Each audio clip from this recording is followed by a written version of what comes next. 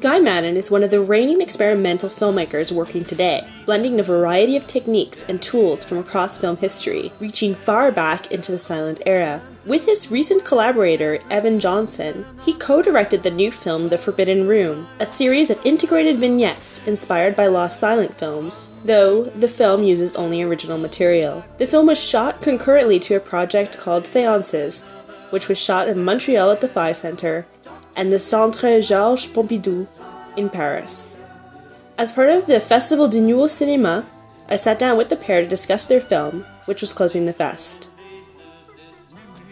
Is there actually this amazing flapjack recipe that's in the film? Oh, that we pump with special mountain air. Yeah. Or something for a sort of it's like taking a hike while sitting down to a breakfast. Doesn't that sound ideal, right? I know, it does sort of. Normally big meals like that bog you down. But not these. Well, apparently Evan's father, who's a nuclear physicist who lives in Switzerland, told us that the bubbles in flapjacks actually contain carbon dioxide. And not oxygen. Yeah, because the baking soda is sodium bicarbonate, I guess, and it produces carbon dioxide when you heat it, so... This actually has the opposite effect. Yes, yeah, exactly. It would just knock you out. At least it doesn't have cyanide in it. But no, it's not the refreshing breakfast treat we make it out to be. No, but you make some concessions to narratives when you're writing script, and we did. Yeah, well, there's also... They're already oxygen deprived. Yeah. Perhaps they're misinterpreting science as well. They're grateful Good point. for carbon dioxide. Yeah, exactly. We were probably oxygen deprived while writing it. Stupid decisions, it seems. So. Deprived of something. Yeah. I think it's great. I mean, it's you don't... I think if you're, dying in the bottom of the ocean, you want to believe that the flapjacks are going to save you. Yeah, Hope. right. It represents hope. Yeah. Yeah. That's what the pancake I like to is. think my dying hallucination, my last hallucination, will not be of flapjacks. but It could be worse. Yeah, exactly. Exactly. It's Yeah. like you have far worse, your last like moments a of creep incredible or- regret, but no, Yeah. it's just Yeah. a floating flapjack. Yep. Yeah, it's a little hope. Exactly. Some maple syrup dripping off it. I would be down. That would be. I think it'd be a really relaxing end. Well, thanks for mentioning this because no one else is really. They come up now and then, but no one's led an interview with. No one this is is as by hungry far as the me. most we've spoken about. Yeah. Them, so. Well, Although there was talk, the film is playing, just opened in New York, at the Film Forum, and the American distributor really wants the concession stand to sell flapjacks there. That would be so fantastic. So it hasn't gone completely unmentioned.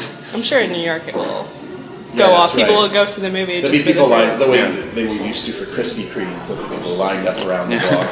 That would be an interesting enterprise. How often do films launch a food product? Yeah, it's usually a film is made after a ride at Disney World now, or after a video game, but now a food product launched after a film that we've forgotten. And then after the years, in 100 years, when there's someone who's making their own kind of homage or conglomerate film, their legend of the Forbidden Room will be, well, the Forbidden Room was inspired by a pancake company. recipe. Yeah, exactly. So it's, the other way around. The Forbidden Room, which is a pancake, was inspired by a movie called The Forbidden Room. it's just gonna get lost, and there's gonna be this incredible Why do we call them Forbidden Rooms? Why do we call them Forbidden Rooms? Well, son, there's an interesting story about that. That would be. How would you feel if that were true, though? It's you... I would be so honored, because that's more than any other Canadian film could ever boast of. Now, by Canadian, I'm leaving out Quebecois cinema, which actually does create its own mythology. It's true.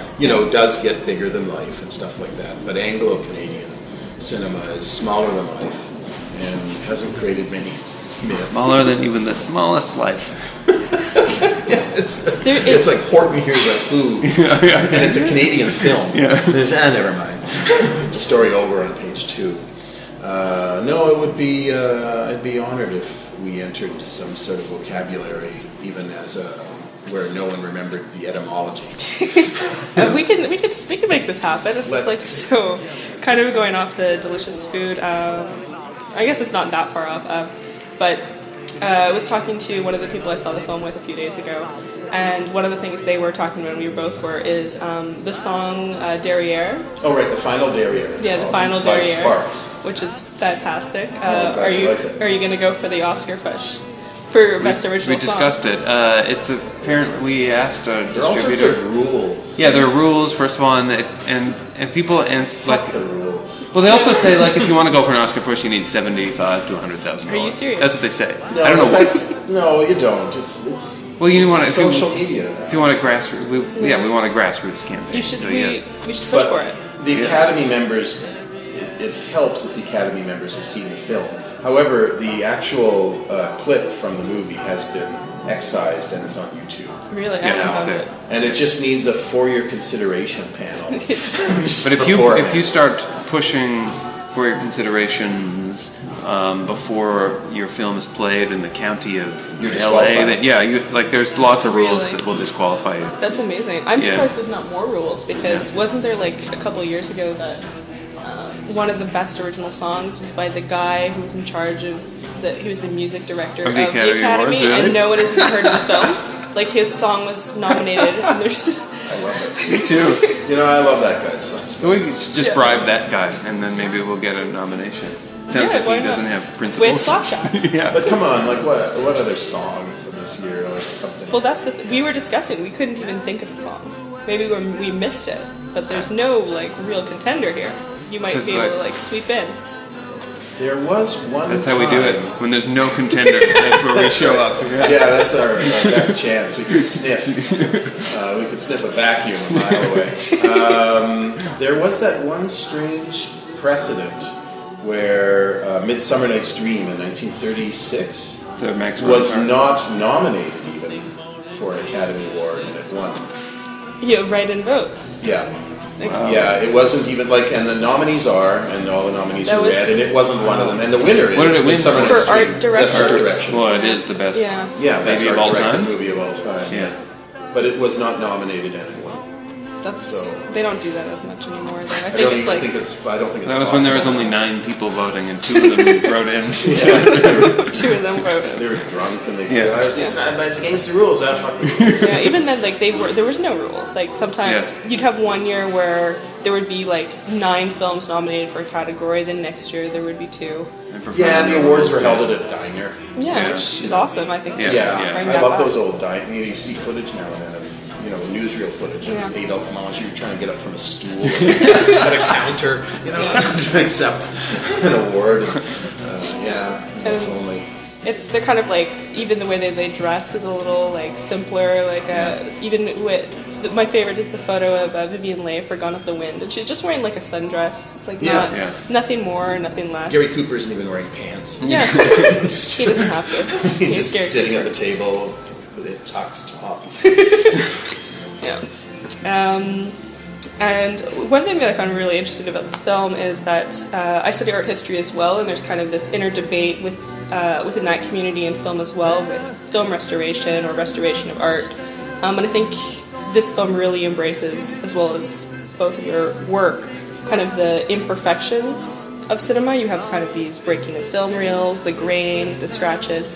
How do you feel about film restoration in general? Do you think that there is a place for the idea that film does not always have to be restored? It can be too restored, that's for sure. Well, I know you've complained about about the restoration of Carl Dreyer's Vampire. Yeah, I loved it the way I watched it so many times. I was a fetishist for the film in its mutilated form, and I'd seen it in 60 millimeter. A mongrel version, which was a combination of the English, Danish, and French version, whatever 3 languages it was shot in. So sometimes the actors spoke in one or another language. Right? Yeah, that's right. And then transferred to VHS, and so there were some really odd cuts, and the optical crackle was really rich. But the people at Criterion restored it, and they're really smart. But they did make one decision which makes sense.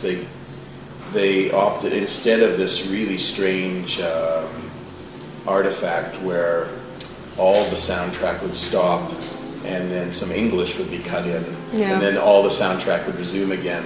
And it was just too strange. They just chose to clean up the soundtrack, go with a European language and put subtitles, and just be consistent throughout. And I understand why, and I know and love Peter Becker at Criterion. He gave me a guided tour of the Criterion facilities when they were restoring the complete Jean Vigo, and they did a really smart job there. They knew that part of the spirit of Jean Vigo lay in his sloppiness, in his childlike, primitive film making, and so they were very careful not to clean that up too much. They knew that the sound never was recorded well in the first by contemporary standards, and so they kept it that way, and they kept jagged splices jagged, and they just cleaned up some things, abrasions that had accumulated over the years, but they kept the original spirit of it, because they could have gone too far. Metropolis, sometimes restorations of Metropolis go to the point where you're just seeing people moving. You just see so much makeup, and the mist. But I guess that's the way it was meant to be seen. We'd be honored though if someone restored the Forbidden Room. Wouldn't we? That would be amazing. I think that there is room for these kind of these kind of, I don't want to say fan, but like these kind of appropriative projects, because there's I'm all for appropriation. Yeah, no, it's just amazing. Interesting. It's fascinating to me. And even like the Criterion thing, like when they did the what is it called, the Phantom Carriage, they didn't do they put all these different soundtracks, which I thought was fantastic. Yeah, because you have these contemporary artists. I think they had a Swedish death metal band do the soundtrack for one. Yeah, and it's one big Kuleshov. Yeah, it's incredible. And like there's a lot of other silent films that, like Passion of Joan of Arc as well, I think it's meant to be seen silent. Yeah. But you also have the choir one, which is so iconic. Yeah. I Right? love the Philip Glass Dracula. I haven't seen that. Yeah, he just took a movie that had no score and he added his own score to it, and it's transformative. It's really cool. We would maybe in the years preceding making the Forbidden Room, we watched every silent film we watched together. We watched with the soundtrack by Pol, this German. Every silent film is 2 to 3 times better with a soundtrack by Pol. I recommend it. If you don't like the score on a silent film, some of them are just put really on some weak. Pol, and it's sort of one size fits all. It's not too urgent. It's not melodramatic at all. But the melodrama on the screen is buttressed up by it somehow. I mean, it doesn't work with real heart-rending melodramatic climaxes because it's minimalist German sort of techno almost. But it supports narrative. Exactly. No, we're fans of it. That's what our website, The Seance, is all about, is swapping out music constantly, changing all the variables, the color timing, the characters' relationships to each other. So it's the same footage we shot in Paris and at the Phi Center, but much more of it, and then fragmented more, recombined endlessly with as many variables as Criterion put soundtracks on the Phantom Carriage, and then multiplied by 1 million. So we like seeing things repurposed, and I'm a big fan of Matthias Müller and Christophe Girodet's Phoenix tapes, which repurpose all Hitchcock, and I like. It's an interesting kind of trend. I don't want to say trend, but like it's a category of experimental film in general. Yeah, that is a collage out of something that you love. Well, I'm running it off, but I don't know if you and either of you saw The Exquisite Corpus. We're trying. I have not. The Peter Tchaikovsky. Yeah, it's fantastic. I think you guys would love it. If you were reading our emails, it's like I'm desperate to find a pirated copy, and then finally I'm like appealing to the director himself to send me a copy. So, Peter Tchaikovsky, if you're listening, Guy Maddin would really love to see your new film. The Forbidden Room screened at the Festival du Nouveau Cinéma, October 17, 2015. It is in limited release in New York and Canada as of October 7th. Thank you very much for listening.